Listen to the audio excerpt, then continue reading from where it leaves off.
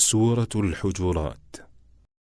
أعوذ بالله من الشيطان الرجيم. Je cherche protection auprès d'Allah contre Satan le maudit.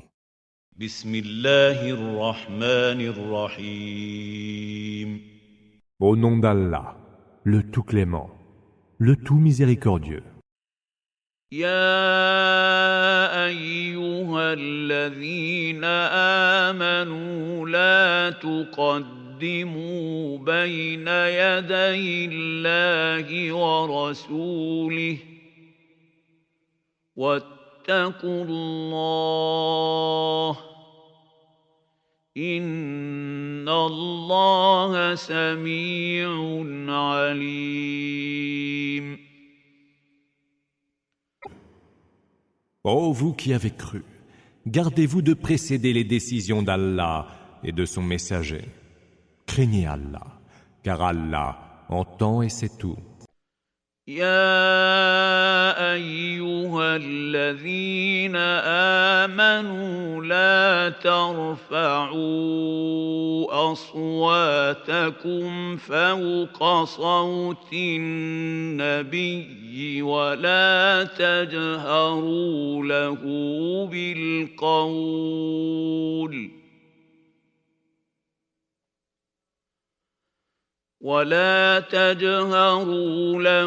بالقول كجهر بعضكم لبعض أن تحبط أعمالكم وأنتم لا تشعرون. Ô vous qui avez cru, n'élevez pas la voix au-dessus de celle du prophète, ni ne haussez le ton en lui adressant la parole, comme vous le faites vous-même les uns avec les autres.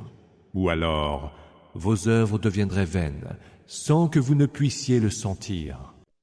إن الذين يغضون أصواتهم عند رسول الله أولئك الذين امتحن الله قلوبهم للتقوى لهم مغفرة وأجر عظيم. Ceux qui baissent la voix auprès du messager d'Allah sont ceux dont Allah a éprouvé les cœurs. Ils auront le pardon et une immense récompense. إن الذين ينادونك من وراء الحجرات أكثرهم لا يعقلون. Ceux qui t'interpellent de l'extérieur de tes appartements, pour la plupart, ne raisonnent point. ولو أنهم صبروا حتى تخرج إليهم لكان خيرا لهم والله غفور رحيم. S'ils patientaient un peu, jusqu'à ce que tu sortes au-devant d'eux, cela serait bien meilleur pour eux. Mais Allah est absoluteur et tout miséricordieux. يا أيها الذين آمنوا إن جاءكم فاسق بنبأ فتبينوا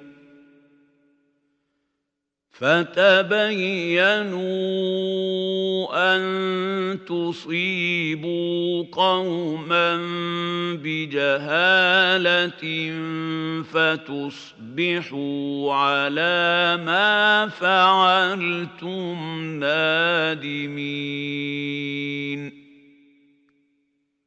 Ô vous qui avez cru, si un homme dépravé vous apporte une nouvelle, vérifiez-en d'abord la crédibilité, de peur que, par ignorance, vous ne lésiez des gens, et que, par la suite, vous ne vous retrouviez rongé par le remords. واعلموا أن فيكم رسول الله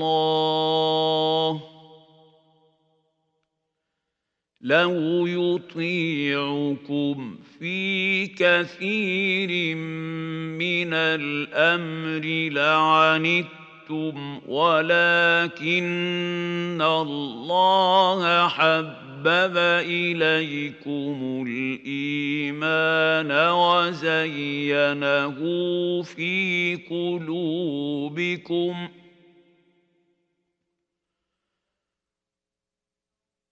ولكن الله حبب إليكم الإيمان وزينه في قلوبكم وكره إليكم الكفر والفسوق والعصيان أولئك هم الراشدون. Sachez que parmi vous se trouve le messager d'Allah. S'il vous écoutait pour bon nombre de décisions, c'est vous qui en auriez à pâtir.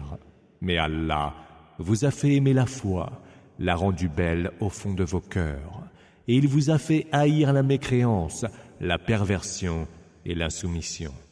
C'est ainsi que se conduisent ceux qui sont sur le droit chemin.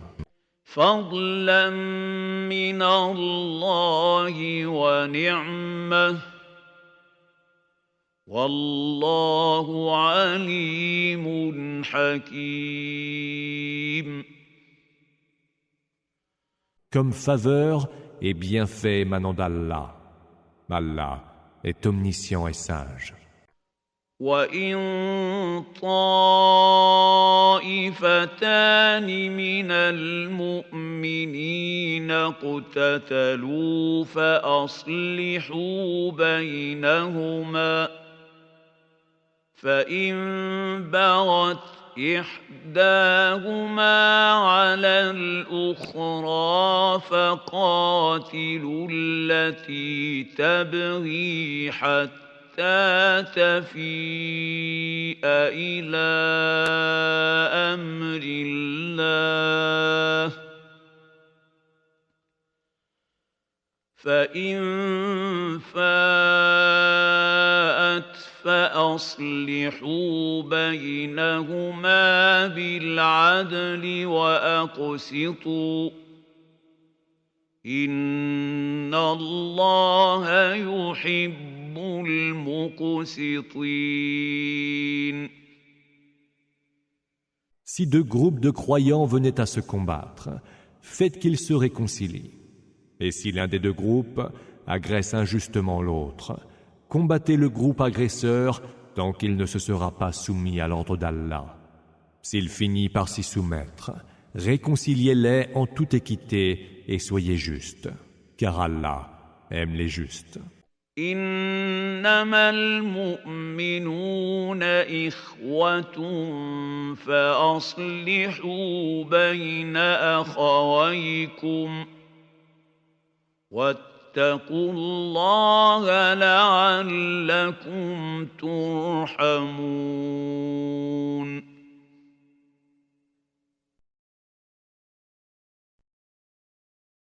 Les croyants ne sont rien moins que des frères. Réconciliez donc vos frères. Craignez Allah. Peut-être alors vous sera-t-il fait miséricorde. يا أيها الذين آمنوا لا يسخر قوم من قوم عسى أن يكونوا خيرا منهم ولا نساء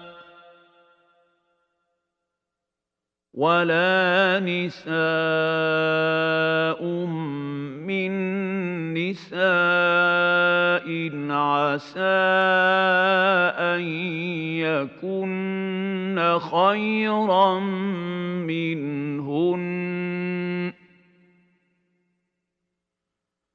ولا تلمزوا أنفسكم ولا تنابزوا بالألقاب بئس الاسم الفسوق بعد الإيمان ومن لم يتب فأولئك هم الظالمون.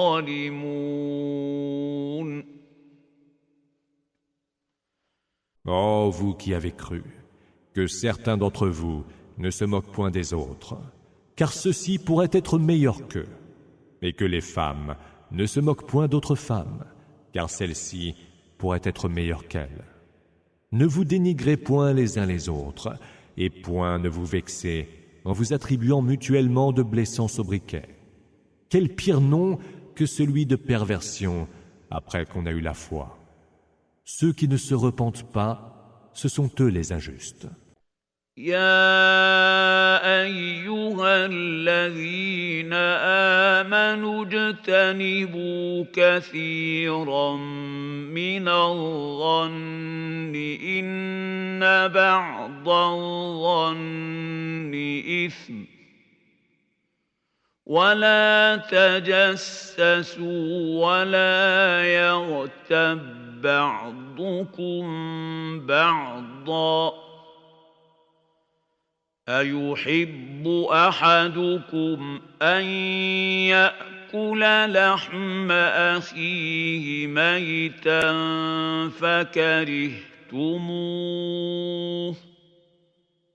واتقوا الله إن الله تواب رحيم. Oh, vous qui avez cru, évitez les suspicions fréquentes, car certaines suspicions peuvent être des péchés. Ne vous épiez pas mutuellement, ne médisez pas les uns des autres. L'un de vous voudrait-il manger la chair de son frère mort?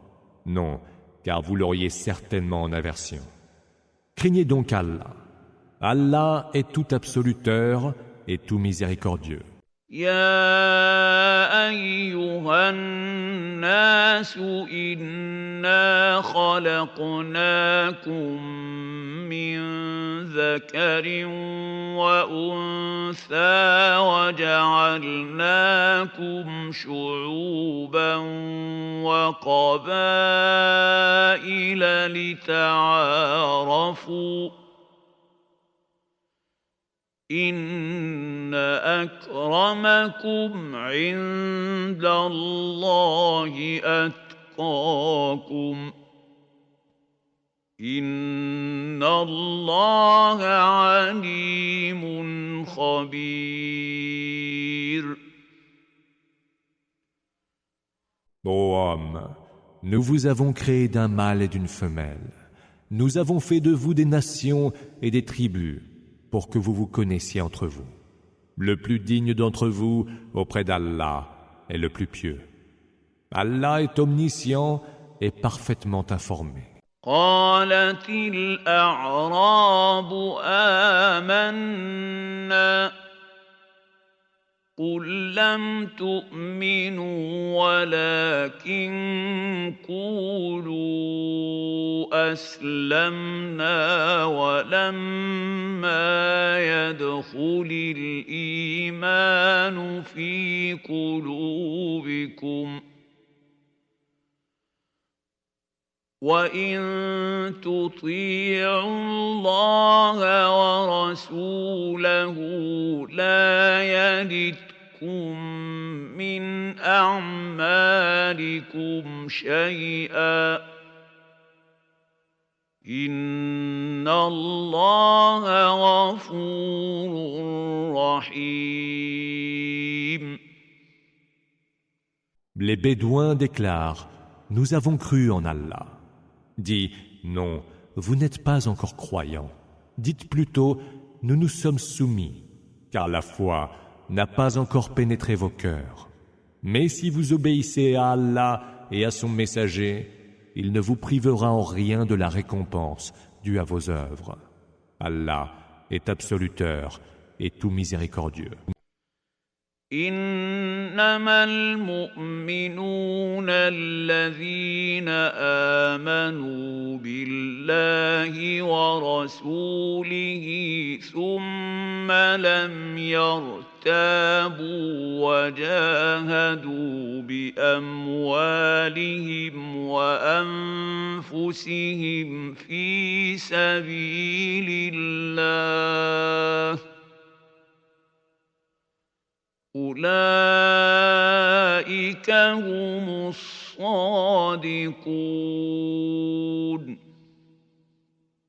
Les vrais croyants sont ceux qui ont cru en Allah et en son messager, puis n'ont jamais été tentés par le doute, et puis qui ont lutté par leurs biens et leurs âmes pour la cause d'Allah. Ceux-là sont les croyants sincères. قل أتعلمون الله بدينكم والله يعلم ما في السماوات وما في الأرض والله بكل شيء عليم. Dis, apprendriez-vous à Allah votre religion quand il sait ce qu'il y a dans les cieux et sur terre? Allah sait parfaitement toutes choses. يمنون عليك أن أسلموا قل لا تمنوا علي إسلامكم بل الله يمن عليكم أن هداكم للإيمان إن كنتم صادقين. Il se targue devant toi de s'être converti à l'islam.